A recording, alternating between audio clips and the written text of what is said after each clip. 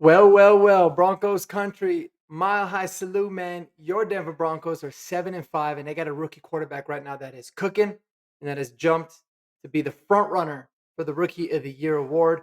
We are going to get into it. We're going to give out a couple of game balls, talk about the game and what to expect with this matchup against the Cleveland Browns here at home.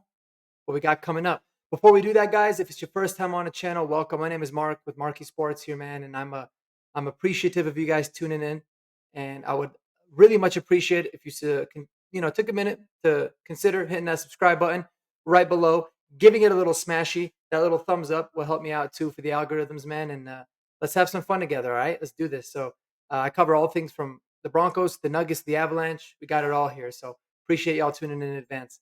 All right, guys, how we feeling? Broncos country, man. The Broncos pulled out a gritty, semi-ugly win yesterday against the Las Vegas Raiders. The first time we beat the Raiders at their place, Oakland or Vegas, since 2015. It was crazy. They were showing those highlights on the game. Brought back a lot of good memories. But happy we got that monkey off of our back.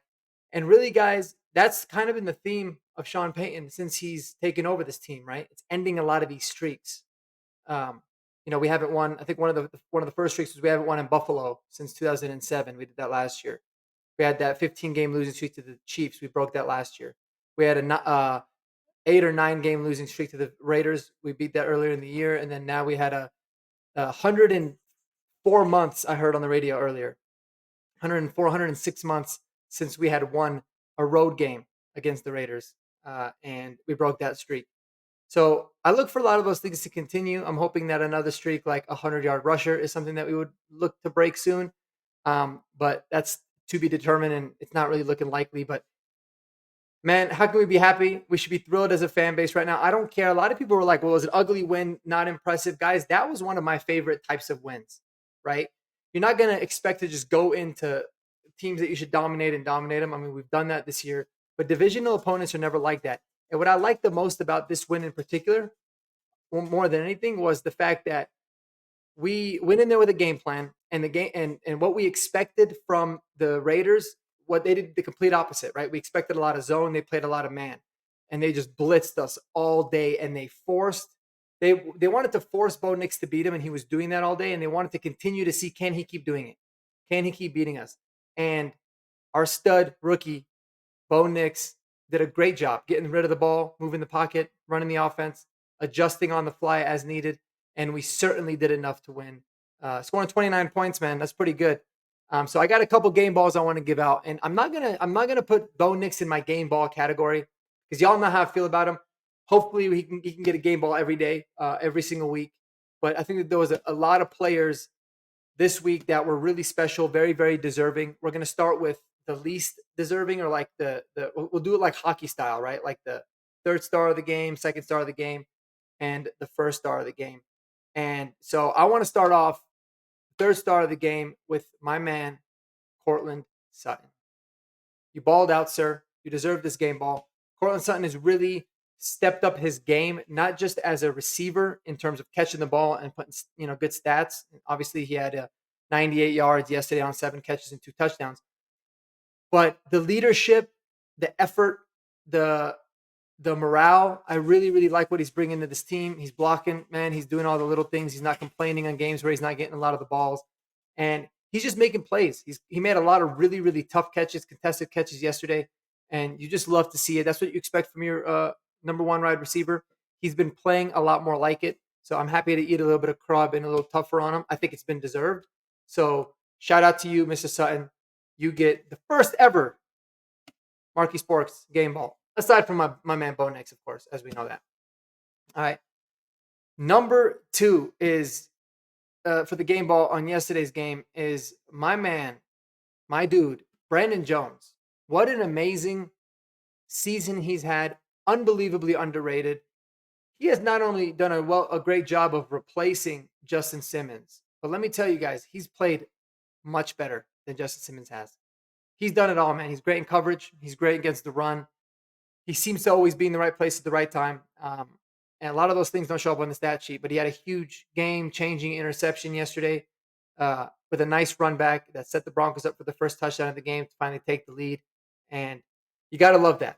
and he's been making plays all season, man. I wanted to give a special shout out and special game ball to my man Brandon Jones for the second star of the game. And the first one, the MVP of yesterday's game, in my opinion, was the best number 3 to wear a Broncos jersey in the last 10 years. And that is my man, Will Big Nuts Lutz. How clutch was he yesterday, man? Um, Will Lutz was huge. He's been nails for us. You see all the things happening in the NFL with, Brandon Aubrey missing kicks, Austin Seibert yesterday missed an extra point, 2 of them to lose the game. Justin Tucker hasn't been nearly the same kicker. You got other teams that have backup third string kickers because their main guy gets hurt.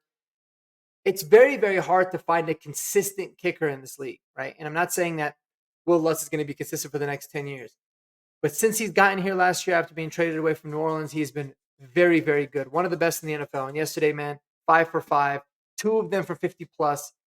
Um, changed the shape of the game. We went into halftime down 4 points, and it actually felt good considering how poorly I felt like we played. But his 9 points were huge. They kept us in it, and the team never looked back after that, man. So a special MVP game ball to you, my man Will Lutz.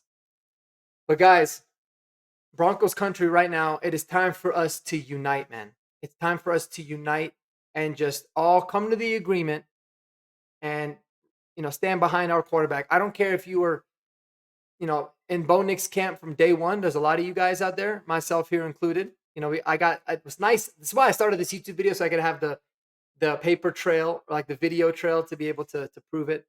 I've been high on him since day one, and there's been a lot that have haters. And you know what?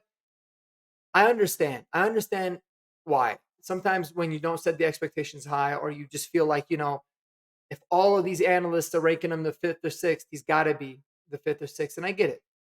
And like I tried to say from the beginning, it's not always about the player and the talent and the ceiling. The most important thing, especially, this is for all drafted players, but especially for quarterbacks, is fit. No doubt about it. Jaden Daniels has had an amazing rookie season. And a big part of it is because Cliff Kingsbury was a great fit for him. And then obviously the Commanders, with the new ownership, they've gotten things turned around and stabilized there. Right? I love that. I think it was an amazing fit. I think JJ McCarthy going to the Vikings, even though, we're not going to really see him until next year, I thought it was a great fit for him.